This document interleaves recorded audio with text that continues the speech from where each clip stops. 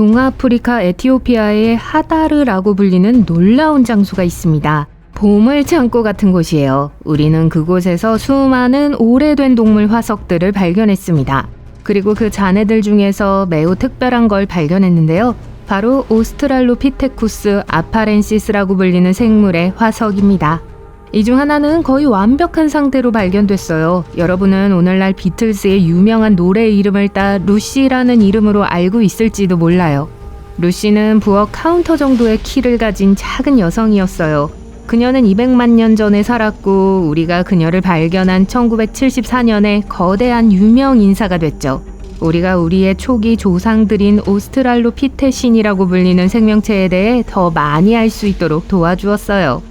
약 1000만에서 1200만 년 전 한 동물 집단이 두 갈래로 나뉘어 한 갈래는 현생 유인원으로 다른 갈래는 인간으로 이어졌습니다. 분리는 한 무리가 나무에 머물기로 결정하면서 일어났고 현재 우리가 고릴라, 침팬지, 오랑우탄이라고 부르는 동물이 됐어요. 이들은 네 다리를 모두 사용해서 이동하고 숲에서 살았습니다. 하지만 다른 그룹은 땅에서 살기로 결정하고 두 발로 걷기를 시도했어요. 그 덕분에 이들의 뇌는 시간이 지남에 따라 점점 더 커지기 시작했죠. 그리고 수백만 년이 지나면서 그들은 유튜브에서 비디오를 보는 대머리 원숭이가 됐습니다. 네, 여러분도 잘 아시잖아요. 루시는 다른 오스트랄로피스와 마찬가지로 우리와 조금 달랐어요. 루시는 여전히 유인원처럼 보였고 두 발로 걸을 수 있었지만 항상 걷지는 않는 과도기적 단계에 살았습니다. 가끔은 원숭이처럼 나무에 오르기도 했어요. 그녀와 그녀의 친구들은 인류 진화의 첫걸음을 내디뎠습니다. 그 후 새로운 진화의 분기점인 호모 하빌리스, 즉 편리한 사람이 등장했습니다. 이들은 석기 도구를 개발하기 시작하고 인류 최초의 창의성을 발휘한 호모 속의 첫 번째 구성원입니다. 이들은 아마도 이러한 도구를 사용해서 음식을 채집하고 가공했을 거예요. 우리는 1960년대에 이들에 대한 첫 번째 단서를 발견했습니다. 이들은 약 300만 년 전에 동아프리카를 돌아다녔습니다. 키가 140cm 정도로 아주 작았어요. 더 이상 나무에 오르지 않았고 대부분 땅 위를 걸었습니다. 두개골 모양은 배 모양의 오스트랄로피스의 머리와 달리 이미 우리의 것과 닮았습니다. 그들의 뇌가 더 컸기 때문이에요. 그 다음으로는 직립보행자인 호모 에렉투스가 있었습니다. 이들은 약 200만 년에서 7만 년 전에 살았어요. 이 이름은 거의 항상 두 발로 걸었던 최초의 호미닌 종이라는 걸 암시해요. 또한 아프리카를 벗어나 아시아와 유럽으로 퍼져나간 최초의 인류이기도 해요. 그리고 여기서 우리는 진정한 돌파구를 찾았습니다. 호모 에렉투스의 대표자들은 훨씬 더 큰 두뇌를 가졌고 더 창의적이고 진보된 도구를 만드는 법을 배웠습니다. 그들은 최초의 도끼, 칼, 망치를 만들었고 조각을 스크레이퍼와 나이프로 사용했어요.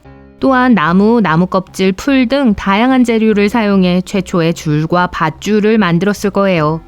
그 덕분에 그들은 큰 동물을 사냥하는 방법을 배웠고 아마도 함께 사냥을 많이 했을 겁니다. 또한 인류의 역사를 영원히 바꾼 불을 최초로 사용하기 시작했죠.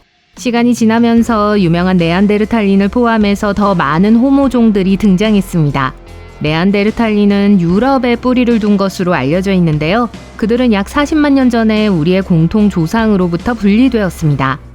우리는 하나의 공통 조상을 공유했지만 네안데르탈린으로부터 진화한 것이 아니라 별개의 분파였어요. 네안데르탈린은 모두 멸종했지만 우리의 진화 분파는 오래전에 그들과 공존했습니다. 네안데르탈린은 수완이 뛰어나 육지와 바다의 생물을 모두 사냥했어요. 그들은 수천 개의 석기를 남겼고 동굴을 그림으로 장식하기도 했어요. 네안데르탈린은 자신들만의 의식도 가졌는데 죽은 사람을 매장하기 시작했어요. 야생에 방치하면 질병이 퍼지고 약탈자들이 몰려든다는 사실을 알고 있었을 거예요. 하지만 그들은 매장의식에서도 관심과 사랑을 보였습니다. 그 다음은 고인류 호모 사피엔스의 시대였습니다. 이들은 약 50만 년에서 20만 년 전에 아프리카와 유럽에 출현해서 살았어요. 이 시기는 우리 조상과 현생 인류인 호모 사피엔스 사이의 마지막 시기였습니다. 뇌는 계속 커져만 갔습니다. 그들은 매장과 흥미로운 석기도구뿐만 아니라 현명한 사냥 전략과 미래를 위한 계획 등 더 복잡한 행동을 보이기 시작했어요. 그들은 아마도 사냥과 채집을 모두 포함하는 다양한 식단을 가졌을 거예요. 그리고 마침내 해부학적으로 현대적인 호모사피엔스에 도달했습니다. 이들은 약 20만 년 전 아프리카에서 출현했어요. 현대인의 골격 구조와 뇌 크기가 비슷했고 행동 방식도 우리와 매우 비슷했습니다. 이들은 복잡한 사회 구조를 가지고 있었고 상징으로 사고하기 시작했어요. 약 6만 년 전 아프리카에서 이주해서 전 세계로 퍼져나갔고 결국 네안데르탈인과 같은 다른 호미닌종을 대체했습니다. 이들은 첫 번째 언어를 만들고 첫 단어를 만들기 시작했어요. 첫 단어는 아마도 누군가를 부르는 아기들의 마와 같은 매우 단순한 단어였을 거예요. 최종 단계로 진화한 후 인류는 문화와 기술 발전에서 진보를 이루기 시작했습니다. 이러한 발전은 지난 20만 년 동안 매우 빠르게 이루어졌어요. 약 12,000년 전 신석기 시대가 시작되었습니다. 이 시기는 빙하기가 끝나는 시기였어요. 인간은 끊임없이 이동하는 대신 정착된 마을에 살기 시작했습니다. 이러한 변화는 사람들이 농작물을 재배하고 염소나 양과 같은 동물을 기를 수 있게 된 농업의 출현으로 인해 일어났어요. 초기 인류는 목축을 위해 양치기 개와 같은 동물을 길들이기 시작했죠. 또한 동굴의 손자국, 동물, 사냥 등 유명한 그림을 남기며 최초의 예술 작품을 만들기 시작했습니다. 심지어 최초의 화폐를 만들어 거래에 클레이 토큰을 사용하기 시작했어요. 이것이 상업과 화폐 사용의 시작이었습니다. 그리고 마침내 우리는 글을 쓰기 시작했고 이제 그 사건들을 기록으로 남기고 전승할 수 있게 되었습니다. 이때부터 역사가 공식적으로 시작됐죠. 이후 농업의 발달, 복잡한 사회의 등장, 문자와 바퀴의 발명, 문명의 출현이 이어졌어요. 도구가 점점 더 정교해지고 언어가 등장하면서 오늘날과 같은 다양한 문화와 사회가 형성됐어요. 그렇다면 왜 우리는 진화를 멈췄을까요? 사실 인간의 진화는 예전만큼 드라마틱하지는 않지만 현재 진행 중인 과정이에요. 우리는 다양한 환경에 적응하고 피부색, 외모, 신체 크기, 유당 내성이나 특정 질병에 대한 저항성과 같은 특성에 영향을 미치는 유전자 돌연변이를 가지고 있어요. 하지만 오늘날 우리가 살고 있는 세상은 우리 조상들이 살았던 세상과는 매우 다릅니다. 우리는 기술, 문화, 사회 시스템이 발달했기 때문에 그다지 큰 고통을 겪지 않아요. 덕분에 진화의 속도가 느려져 지금처럼 잘 지내고 있습니다. 우리가 경험하기 시작한 건 물리적 진화가 아닌 문화적 진화예요. 게다가 20만 년은 우주나 지구의 시간을 고려할 때 매우 짧은 기간입니다.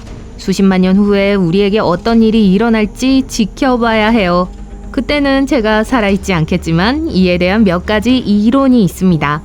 미래에는 인간과 기계가 하나의 슈퍼 존재로 합쳐질 수 있다는 큰 아이디어가 있습니다. 우리는 이를 기술적 특이점이라고 부르는데 인간이 더 이상 기술의 발전을 통제할 수 없을 정도로 기술을 주도하는 상태를 말해요. 예를 들어 인공지능이 너무 발전하면 우리가 살아가는 방식이 모두 바뀔 겁니다. 현재 인공지능이 부상하고는 있지만 적어도 향후 몇십 년 안에 인공지능이 세상을 장악할까봐 너무 걱정할 필요는 없어요.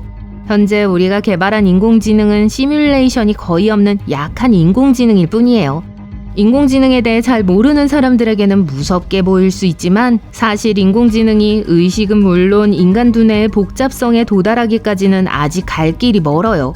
하지만 많은 사람들은 AI가 이러한 수준의 지능에 도달하는 것은 시간 문제라고 생각합니다. 그렇게 되면 세상이 완전히 바뀔 수도 있어요.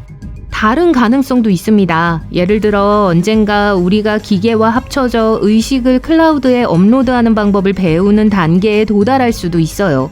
이 경우 우리는 인터넷을 통해 두뇌로 대화하며 하나의 거대한 의식이 되는 하이브 마인드가 될 수도 있어요.